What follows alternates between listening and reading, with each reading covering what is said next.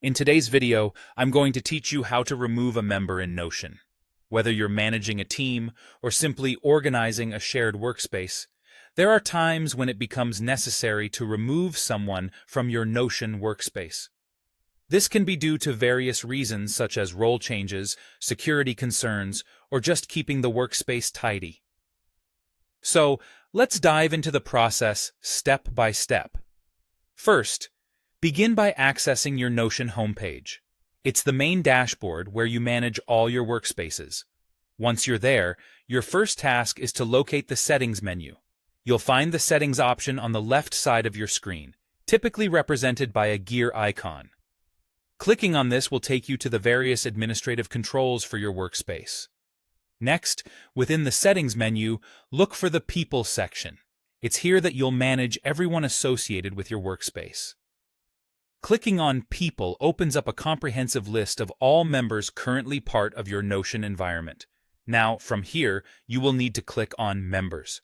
This is the specific subsection where you can manage individual memberships. It provides you with an overview of who is in the workspace and what their roles are. Scroll through the list of members to find the person you'd like to remove. Once you've located their name, click on the Workspace option next to it. Doing this will bring up a drop-down menu. In this menu, look for the option that says Remove from Workspace. Selecting this will initiate the removal process. At this point, Notion will prompt you to select a reason for removing the member. This step is purely for documentation purposes, and you can choose from a list of predefined reasons. While this may seem like an extra step, it can be helpful for record keeping and understanding the context of the change at a later date. After choosing the appropriate reason, click Continue. It's a confirmation step that ensures you're intentionally moving forward with the removal process. Finally, complete the process by clicking Remove Member. This step will confirm your action, and the selected person will be removed from your Notion workspace.